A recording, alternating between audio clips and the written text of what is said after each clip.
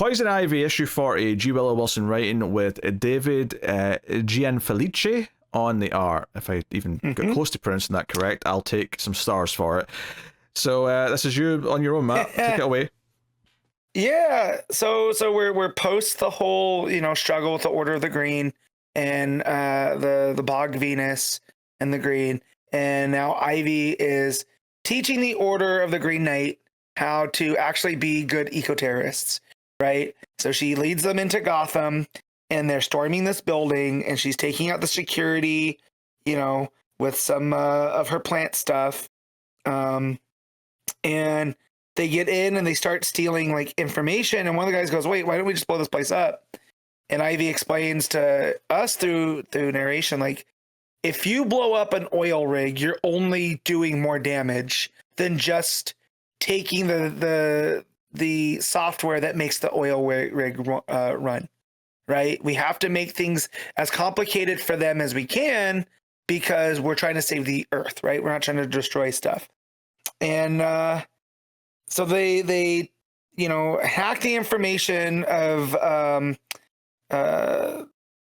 where are they real quick? Because it ends up playing a big part in what happens, but they're in this building of this major company. And she ends up blowing it up anyways, right? She rigged it with a seed bomb that'll fill the entire building with Japanese knotweed, which I guess can grow through concrete, right? Because it's found on the slopes of volcanoes and whatnot. And as it blows up, she gets surrounded by police, and she ends up essentially allowing herself get caught. Because she says, I can be a symbol, a symbol can be a negotiating tactic. She gets brought in front of the commissioner, who is Vandal Savage. And they bring this girl in who's supposed to be like a monitor to keep an eye on police misconduct. But Vandal Savage runs the police department like he's the king, So Pam ends up being able to kind of goad him into doing things. And when the monitor tries to speak up, he yells at her, and Pam realizes like, oh, I might have misread this whole situation. I might have gotten in over my head. So she ends up making a deal with Vandal Savage, and Savage wants her to meet the new crime prevention tech czar, a lady named Marie Henley. And she comes in and she looks like a typical tech douche, wearing like a AR, like half visor, like it's on one eye.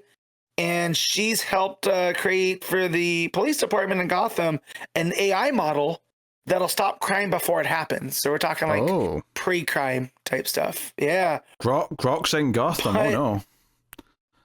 Yeah, right. So they want Ivy to essentially greenwash this new technology, because it's still going to take up the same amount as we hear generative AI does now, right? All the different water and whatnot. And Ivy's like, well, I guess I don't have a choice. So she thinks she can work with this girl, so, Vandal Savage gets some hits in saying that you should be thanking me and whatever. So they go out and we see this technology in action in this like very rundown neighborhood. A kid's out trying to play basketball, and the police show up and admonish him, being like, hey, pick up basketball games can end up going into a place of violence, especially when they're played at this time of day. So go back in the house for the good of everybody else. And so the kid's just like, wait, did I just yell out for something I didn't even do? And Ivy's like, well, this is not, you're preventing people from living now, right? You're adding this AI model to everything they do. That's not security, that's control. And as they're walking through, they're seeing, a protest against the police commissioner and against the people in charge in Gotham. And Ivy realizes now that this tech lady cannot be worked with, because she starts talking about economic Darwinism. Basically, like, these old neighborhoods need to go because they've proven they can't provide money. And that's the real value in things. It's not, life becoming better for everybody. It's if you can turn a profit. And they end up getting to this, like, where the kid was going to go play basketball, and it's just a bunch of garbage. And we find out that the water's been shut off because it's being diverted from the city into the cooling towers for this AI model. And that's where the tech lady tells her, like, hey, if it doesn't make profit, it doesn't make sense. So this is how we're redeveloping Gotham. And if you don't want to help, you know, we know the people you've been hanging out with. She brings up her airheaded blonde assistant, who's Janet, right? That little house plant in a suit, which is Peter Undine, your little cult following. And then she brings up Harley. And this is where Pam starts to get really upset. And she's like, you know, you better watch out or you're going to end up a walking corpse. And she ends up fighting with this lady, and she makes vines go. And the kid that was going to go play basketball takes a video. And Pam's like, it was just an impulse, a moment of rage, but it was about to become something much bigger. And knowing where this goes based off of solicits, which I won't spoil for people, I feel like this is the start of a new era for Pam. And yeah, it's a little bit weird from where we were, because I was getting, you know, following all the threads that Wilson had started from the beginning. And it feels now we're in a completely new era where at times it didn't feel like Wilson's version of Pam.